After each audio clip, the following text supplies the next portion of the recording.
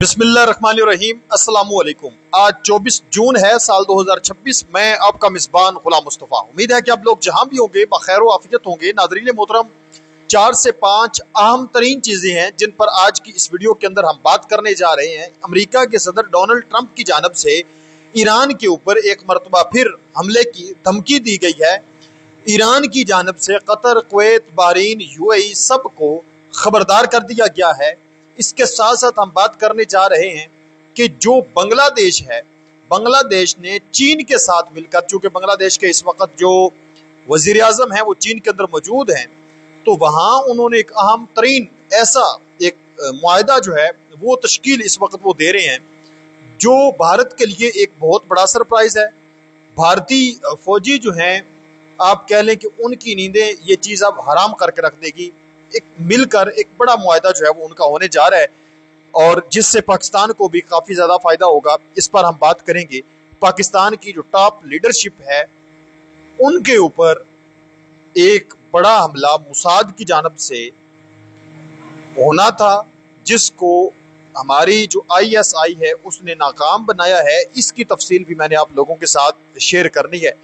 आप लोगों से गुजारिश है, अगर आप इस चैनल पर नए हैं तो इसको लाजमी सब्सक्राइब कर लें और कमेंट सेक्शन के अंदर अपनी जो कीमती राय है उसका इजहार भी ज़रूर फरमा लें और पाकिस्तान जिंदाबाद ज़रूर लिखें।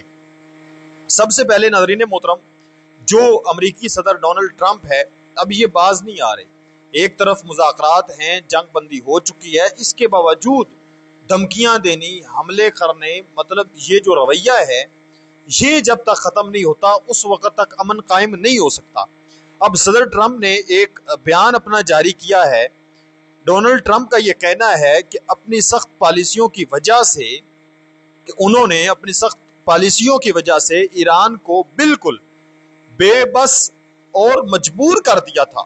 ईरान हार मानने और अमेरिका की हर बात मानने के लिए तैयार था। सालों बाद पहली बार वो अमेरिका और खुद ट्रंप का डर और एहतराम कर रहा था। ये अब ट्रंप कह रहा है कि ईरान को हम मुकम्मल ऐसे हमने उसके ऊपर हमले किए कि वो मुकम्मल बेबस हो चुका था। पहली मरतबा अमेरिका और ईरान के आगे मुकम्मल डरा हुआ और सहमा हुआ था। लेकिन इस दौरान अमेरिकी सेनेट यानी अमेरिकी पार्लियामेंट ने एक कानून पास करने के लिए वोटिंग कर दी, जिसका मकसद सदर के जंग करने के इख्तियारात को कम करना था। सदर ट्रंप का यह कहना है कि यह गलत वक्त पर फैसला किया गया है। सेनेट ने यह कदम बहुत गलत वक्त पर उठाया। इस फैसले से ईरान को यह पैगाम गया कि अमेरिकी हुकूमत खुद अमेरिका के सदर के फैसलों के खिलाफ है। इससे दुश्मन के हौसले बढ़ गए, यानी ईरान के हौसले बढ़ गए। ट्रंप की अपनी पार्टी रिपब्लिकन के 4 सेनेटर्स ने मुखालिफ पार्टी यानी डेमोक्रेट्स का साथ दिया, जिस पर ट्रंप ने उन्हें नाकाम लोग कहा। ट्रंप का कहना है कि इन सेनेटर्स ने ईरान का हौसला बढ़ाकर उनका काम मुश्किल तो कर दिया है, लेकिन फिर भी ईरान पर काबू पा लेंगे, क्योंकि वो हमेशा अपना मकसद पूरा करके रहते हैं। जो कुछ करना पड़ा, ट्रंप कह रहे हैं कि मैं करूंगा और ईरान के ऊपर काबू जो है वो मैंने पाना है। जो वो कहता है कि मैं एक मरतबा फैसला कर लेता हूं, मैं फिर वो फैसला, वो ऐद पूरा करके ही उसको छोड़ता हूं। अब इसका क्या मतलब है? ट्रंप ने ये कोशिश की हमला करने से पहले कि मैं रजीम चेंज वहां पर करूंगा, टॉप लीडरशिप जो है वो उनकी सारी की सारी मार दूंगा, ईरान के ऊपर अपनी मर्जी की हुकूमत होगी, ईरान के ऊपर मेरा एक किस्म का कब्जा होगा। लेकिन ट्रंप जो है वो मुकम्मल इसमें नाकाम रहे। तो अब एक मरतबा फिर वो कह रहे हैं कि मैंने ये तैयार किया था, मैं ये करके दिखाऊंगा, मैं ये करूंगा। अपने लोगों पर भी तनकीद कर रहा है और ईरान के ऊपर भी तनकीद कर रहा है। तो ऐसे माहौल में सीज फायर फिर ज्यादा देर तक नहीं चल सकते। तो आप ट्रंप के इस बयान पर क्या कहते हैं, मुझे जरूर बताएं। इसके साथ साथ नाज़रीन मोहतरम, बात वो ही बन जाती है कि हमारा कुत्ता कुत्ता और आपका कुत्ता टॉमी, यानी ईरान का कुत्ता कुत्ता और अमेरिका का कुत्ता टॉमी। अब देखिए, ये खबर सामने आई है कि अमेरिका ने अपने नए golden dome for America GDA नामी मिसाइल डिफेंस सिस्टम का पहला टेस्ट कामयाब कर लिया है, जिसने जो हदफ हैं ड्रोन, क्रूज मिसाइल समेत मुतअद्दिद खतरात को खुदकार तौर पर पहचान कर तबाह किया है और इस पर जो है मुबारकबाद पेश की गई है। आप अगर कोई जो है वो دفاعی طاقت میں اضافہ کرنے کی چیز بناتے ہیں تو وہ ایک اچھی چیز ہے، اس پر مبارکباد پیش کی جاتی ہے. اور اگر کوئی دوسرا ملک اپنے دفاع کو مضبوط کرنے کے لیے کوئی چیز بناتا ہے تو اس پر آپ کہتے ہیں کہ دنیا کو خطرہ لاحق ہے. اس کے ساتھ ساتھ جو ایران کے صدر مسعود پزشکیان ہیں، انہوں نے ایک بڑا اہم ترین سٹیٹمنٹ جاری کیا. وہ کہتے ہیں کہ اگر ہمارے پاس اپنے دفاع کے لیے میزائل نہ ہوتے تو اسرائیل اور امریکہ ایران پر اس طرح چڑھ دوڑتے جیسے وہ غازہ پر انہوں نے چڑھائی کی تھی اور حملہ کیا تھا. اور وہ نہ بوڑھوں پر رحم کرتے اور نہ بچوں پر. وہ انسانی حقوق کی بات تو کرتے ہیں لیکن یہ وہ ایک جھوٹ بولتے ہیں. اگر ہم اپنی حفاظت نہ کر پاتے تو وہ یقیناً ہمارے ملک پر رحم نہ کرتے اور ہمیں تباہ کر دیتے. اس لیے ہم کبھی بھی کسی بھی صورت میں اپنی دفاعی صلاحیتوں پر کسی کے ساتھ مذاکرات نہیں کریں گے. ایران نے دو ٹوک ایک مرتبہ پھر جواب دے دیا ہے کہ افزودہ یورینیم کو لے کر کوئی بات چیت نہیں ہوگی. اپنے خود مختاری اور دفاع پر کوئی کمپرومائز نہیں ہوگا. اس کے ساتھ ساتھ ناظرین محترم، جو باقر کالباف ہیں، ایرانی parliament speaker Muhammad Baqir کالباف says regional security must be ensured by the countries of region themselves, stressing that not nation can achieve its own security through the insecurity of others. وہ یہ کہتے ہیں کہ ایرانی پارلیمنٹ اسپیکر کالباف کا کہنا ہے کہ خطے کی سیکیورٹی یعنی امن و امان کی ذمہ داری خود خطے کے ممالک کو ہی اٹھانی چاہیے.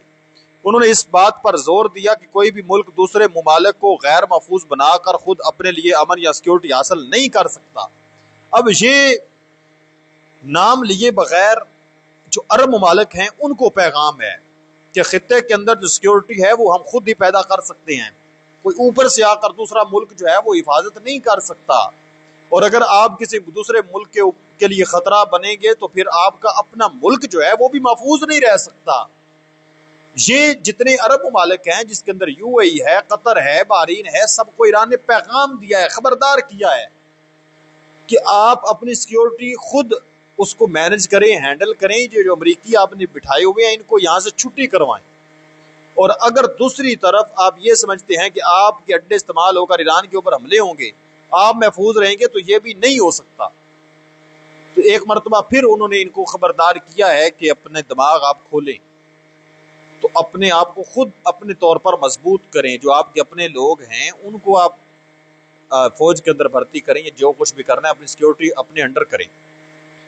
اس کے ساتھ ساتھ ناظرین محترم، جو پاکستان کی آفیشلز ہیں، اس وقت ایک جو ہے وہ خبر شیئر کی جا رہی ہے. اس وقت خبر یہ سامنے آ رہی ہے کہ جو موساد ہے اس نے پاکستان کے army chief general Asim Munir کو مارنے کا ایک پلان بنایا تھا، جبکہ پاکستان کی جو ISI ہے اس نے اپنے فوجی سربراہ کو بچانے میں اہم ترین کردار ادا کرتے ہوئے دشمنوں کے منصوبے کو خاک میں ملا دیا. اس حوالے سے مزید ڈیٹیلز ابھی تک سامنے نہیں آ سکی. پاکستان کے حوالے سے معلومات دینے والا ایک ٹیکنیکل ٹریبیون نامی ایک ٹویٹر اکاؤنٹ ہے، اس نے یہ خبر جاری کی ہے اور یہ ڈیفینس اور وار پر ہی ہمیشہ چیزیں شیئر کرتا ہے. تو اس کی جو پھر مزید تفصیلات سامنے آئیں گی میں آپ لوگوں کے ساتھ شیئر کروں گا. بار یہ تفتیشناک صورتحال ہے کہ پاکستان کے آرمی چیف کے اوپر اس طرح کے معاملات ہوتے ہیں. اس کے ساتھ ساتھ بنگلہ دیش اور چین نے مل کر ناظرین محترم اب ایک ایسا قدم اٹھانے جا رہے ہیں یہ کہ جو اب کہہ لیں کہ مودی اور اس کے حواریوں کے لیے کافی ہوگا.